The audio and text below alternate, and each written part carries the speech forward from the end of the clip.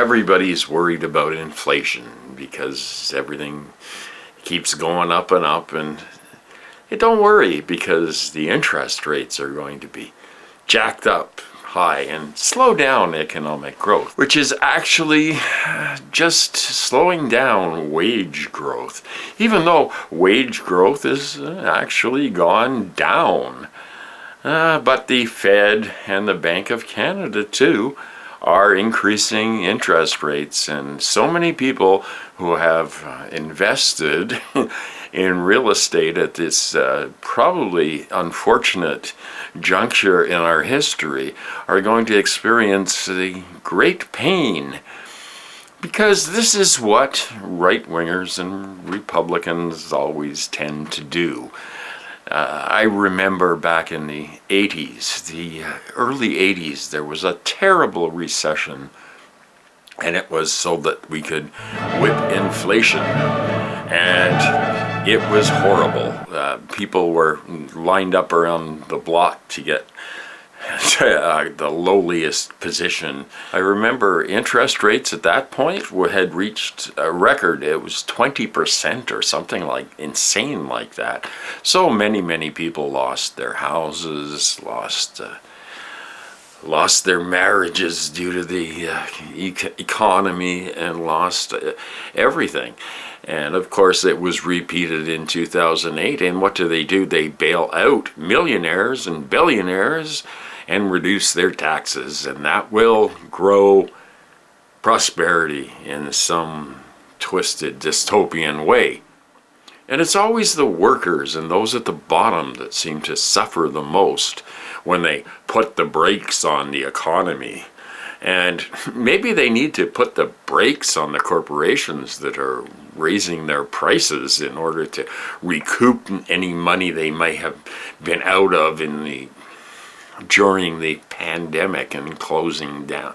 But most of these big S&P 500 companies actually did pretty well with these major tax cuts and everything. So what do?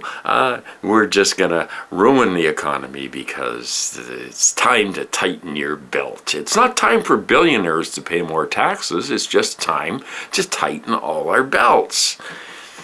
It's always the lowest rungs of society that pay the highest price for greed. And greed has become out of control in this world.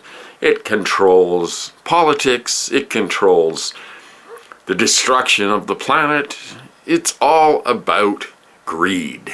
And of course the wealthy are terribly worried because they see the growth of unionization. Oh no, not those demon unionists. No, let's make jobs scarcer, which they're going to do. They're going to make them scarcer, and they're going to make them leave the shitty pay in place.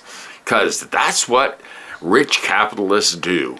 They live for that shit. They like to see the working class suffer. It's their whole raison d'etre.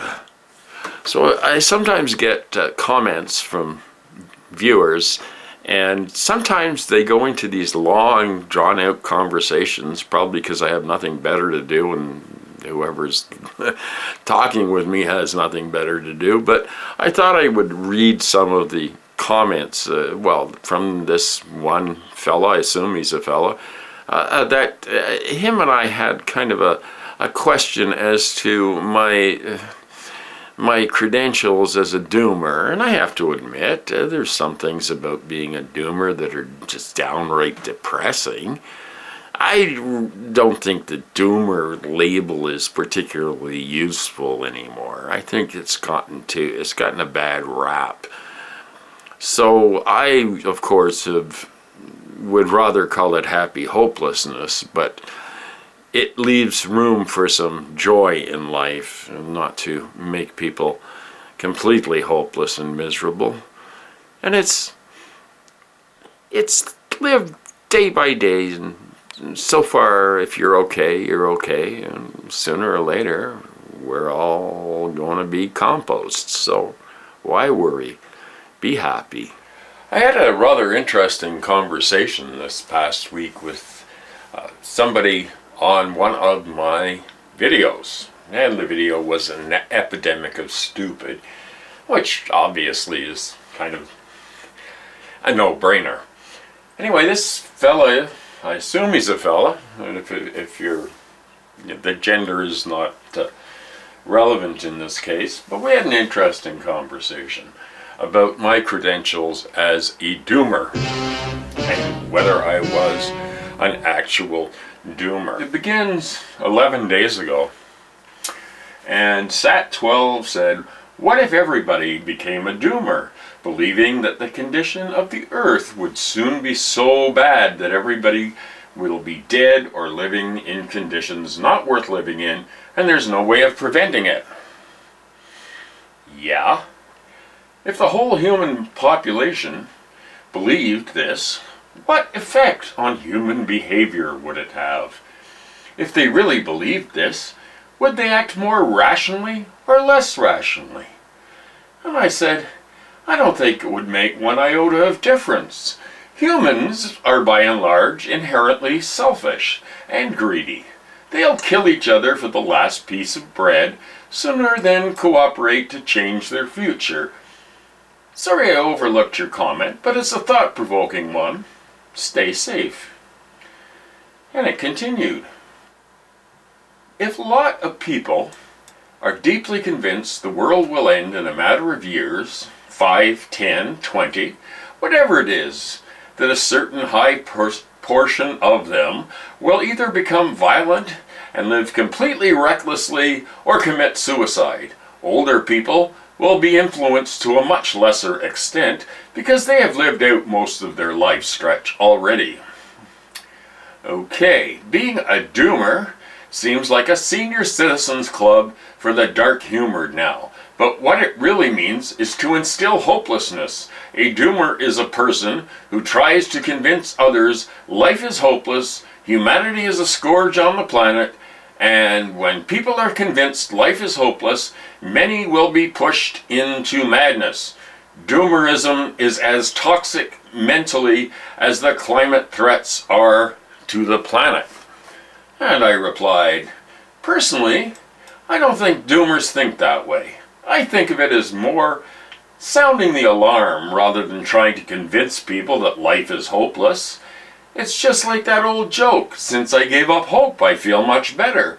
It comes from having an awareness that there is no one actually working to solve humanity's greatest problems and contributing to do exactly the opposite of what is needed. Oil companies knew about global warming more than 40 years ago, yet buried the scientific reports. I think that being a doomer is usually the result of years of environmental activism and seeing no results whatsoever. My personal philosophy is one of being happily hopeless.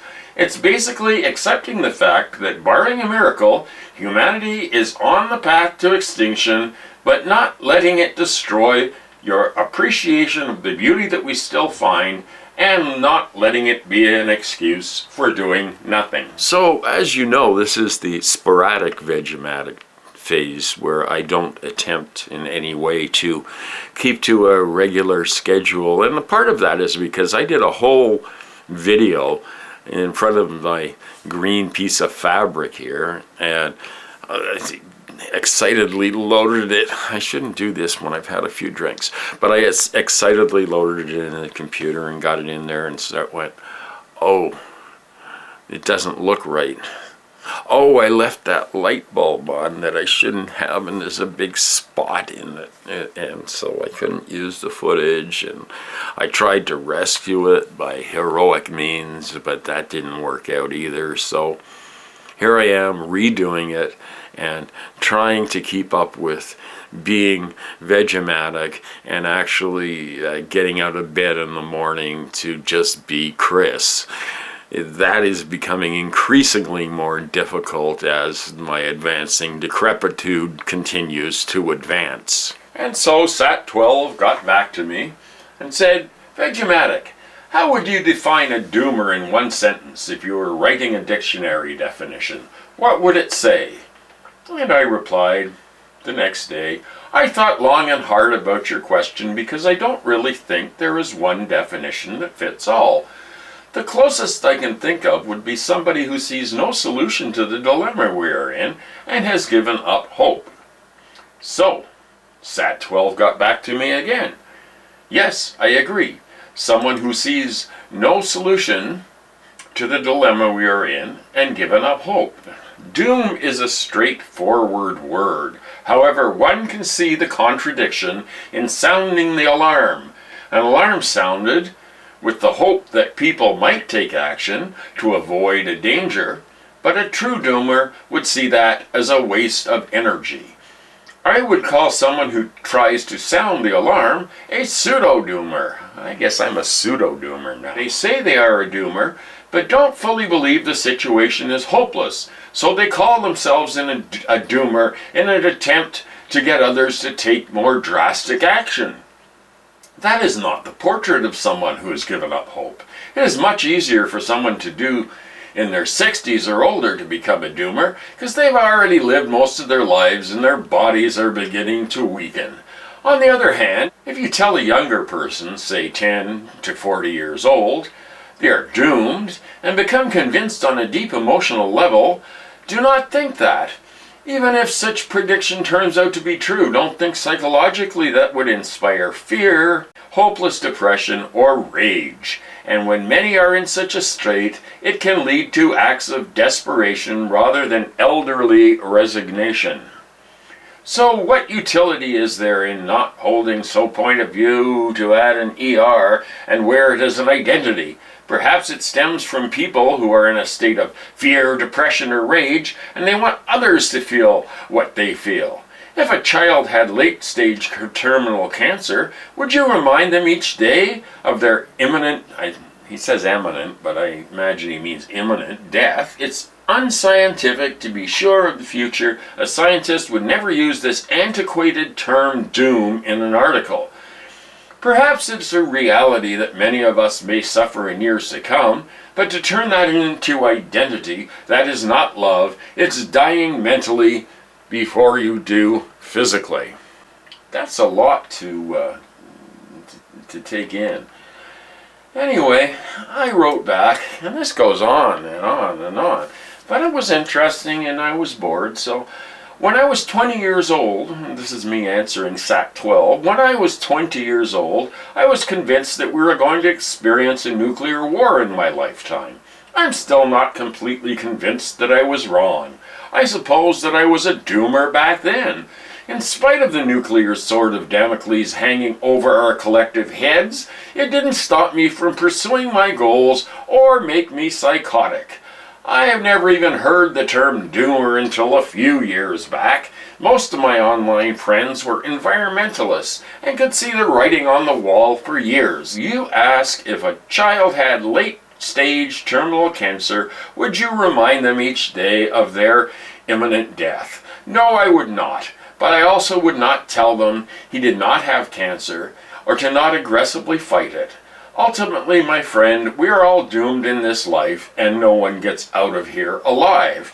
Anyway, I guess like all labels, doomer could be used to further divide people, and that's the last thing I would want to do. I view it as something of a shock term to get more people to acknowledge the dire condition of the planet. Obviously, I have a small amount of hope, as do many others who might consider themselves doomers. I do not hate humans or consider us to be a scourge on the earth. It is the behavior of some humans that I hate, the senseless greed and lack of concern for others, and the impact those actions have on all life. And Sat 12 gets back to me again and goes, I too grew up thinking about the Oh my God, this is so long. I too grew up thinking about the prospect of nuclear war. My thought at the time is that who knows if that would mean a couple of bombs somewhere in the US, never Canada, what? Okay. Although there could have been a major exchange, multiple issues. That was a political situation, but now it's a broader threat of a number of potential environmental catastrophes. Well, they're not potential, they're here. A pandemic that doesn't seem to withdraw, increase in violence and racial tension, extreme partisanship And there are multiple unpredictable anxieties now, and nuclear threat has re-emerged. This may or may not drive most people to desperate acts, but it only takes a fraction of people to spark instability. Do we want to badge ourselves as hopeless, as if this is a club to be proud to be in? And of what use to feel like one is not a clueless moron like everybody else, crossing our fingers for the "I told you so"? There is no practical purpose in practicing religion of certain demise. It's a morbid fascination, and within it, love cannot be born. Your high priest, I think he's talking about Hambone here, is venomous. There is a compassion missing there. I have seen good people who are caring flock around arrogant bastards who, with bold confidence or simply a toxic philosophy independent of a preacher, is disturbing to observe. Fight to your last breath despite the external circumstances. Not to do so is to die in advance. And I answered. I think that with your permission, I'll use this conversation in my next video.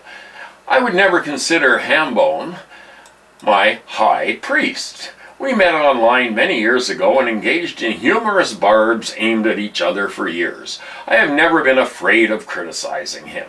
I think that the man is funny, and I never know whether his whole shtick is for real or not. Does he have narcissistic traits? Yes, but no more so than most of the people on YouTube.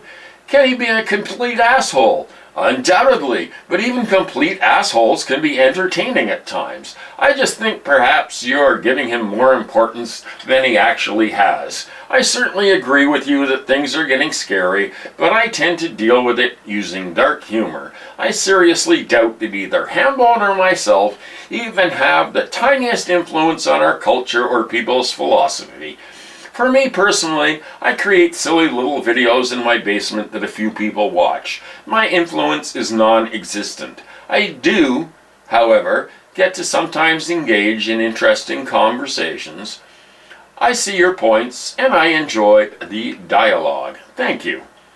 So, there you have it. I am officially a pseudo-doomer. Whatever. I don't know. And I don't understand why people get all bent out of shape by this. I mean, it's a strange thing. You think that this is what's causing political division? People saying that we're heading for climate disaster? That's just facts. It's just science. It's happening. And people aren't stopping. Nobody's changing their lifestyle about it. Some people are, but they're few and far between. And most of us are helpless prisoners watching it all happen. So anyway, it's good to see everybody again. And please stay tuned to the Vegematic channel for the most irrelevant content on the internet, and proud of it. Anyway, everybody have a great week, and come back here often. Y'all come back here, you hear? Good night.